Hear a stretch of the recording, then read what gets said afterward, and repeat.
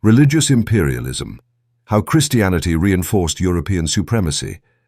Empires rise and fall, but the cross casts a shadow that lingers across centuries. What if the spread of a religion wasn't just about faith, but a calculated tool for domination? Welcome to Sands of History, where we unearth the untold stories of the past, sifting through time to reveal the forces that shaped our world.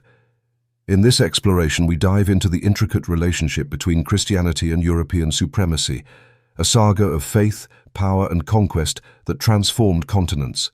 Like, share, and subscribe to join us on this journey through history's hidden corridors, and check the description for links to help us financially as we continue to bring these stories to light. The marriage of faith and power. Christianity, born in the humble hills of Judea, became a cornerstone of European identity and imperialism by the Middle Ages. Its spread across Europe and beyond wasn't merely a spiritual movement. It was a mechanism that reinforced European supremacy, intertwining faith with political and cultural dominance. As historian Edward Gibbon wrote in The Decline and Fall of the Roman Empire, the clergy successfully preached the doctrines of patience and pusillanimity. The active virtues of society were discouraged, and the last remains of military spirit were buried in the cloister. Yet, this same clergy would wield immense power, shaping empires through religious imperialism. The story begins with the Roman Empire's adoption of Christianity under Emperor Constantine in the 4th century. The Edict of Milan in 313 CE legalized Christianity, transforming it from a persecuted sect to a state-sponsored religion. This pivotal moment set the stage for Christianity to become a unifying force in Europe, binding disparate tribes and kingdoms under a single spiritual banner. But this unity came with a cost. It positioned Christianity as a tool for cultural and political hegemony, paving the way for European supremacy. The Crusades.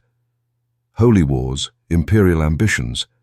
The Crusades, 1095–1291, were a defining chapter in the fusion of Christianity and European expansionism. Ostensibly launched to reclaim Jerusalem from Muslim control, the Crusades were as much about consolidating European power as they were about religious zeal. Pope Urban II's call to arms at the Council of Clermont in 1095 framed the Crusades as a divine mission, promising salvation to those who fought. Yet, beneath the rhetoric, the Crusades were a vehicle for European nobles to expand their influence, secure trade routes, and assert dominance over the eastern Mediterranean. The Crusades reinforced the notion of European Christians as God's chosen people, a narrative that justified conquest.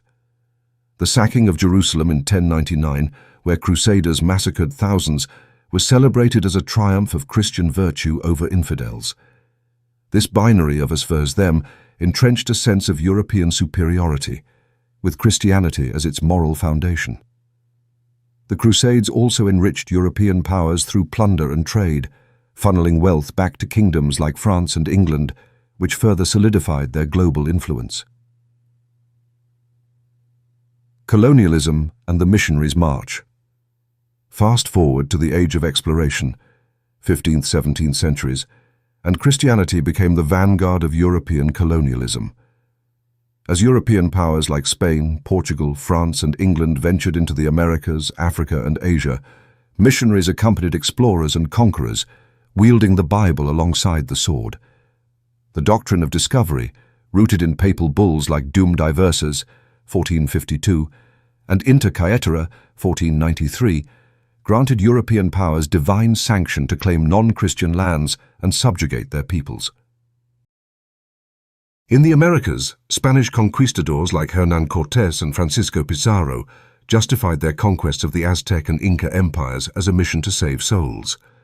The Requerimiento, a document read to indigenous peoples, demanded submission to the Spanish crown and conversion to Christianity under threat of enslavement or death.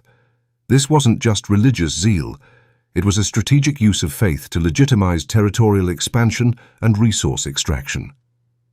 As historian Howard Zinn notes in A People's History of the United States, the cruel policy initiated by Columbus and pursued by his successors resulted in complete genocide. Christianity, in this context, was a tool to erase indigenous cultures and replace them with European norms. In Africa, missionaries facilitated the slave trade by framing it as a moral endeavor.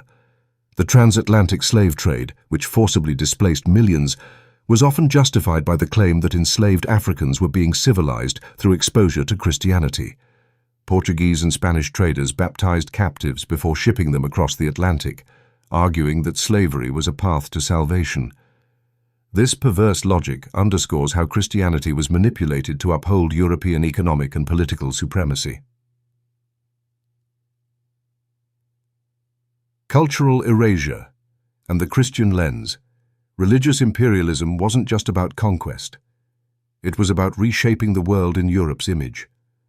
Missionaries didn't merely spread the gospel, they imposed European customs, languages, and social structures.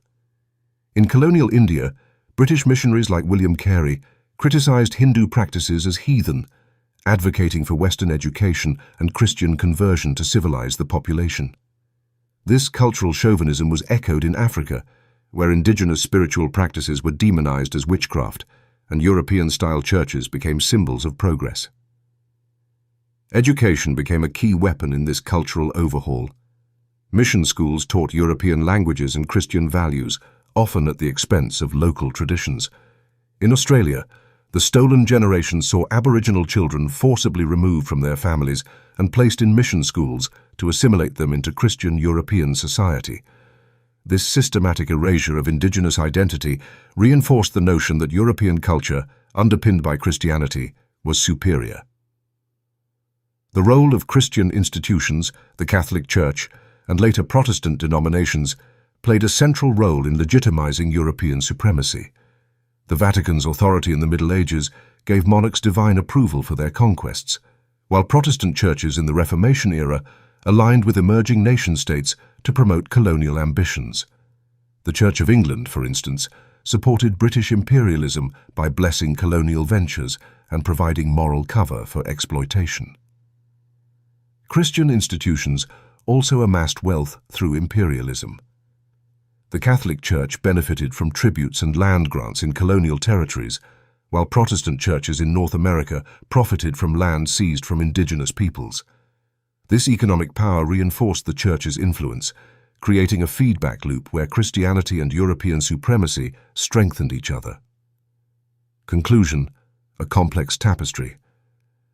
The story of Christianity and European supremacy is a tapestry woven with threads of faith, ambition, and conquest. The white men came quietly and peaceably with his religion. We were amused at his foolishness and allowed him to stay. Now he has won our brothers, and our clan can no longer act like one. Welcome back to Sands of History.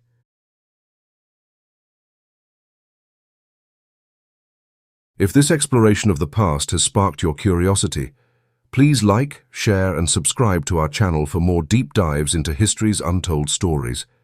Your support keeps this work alive, so check out the links in the description to help us financially. Together, let's keep uncovering the truths buried in the sands of time.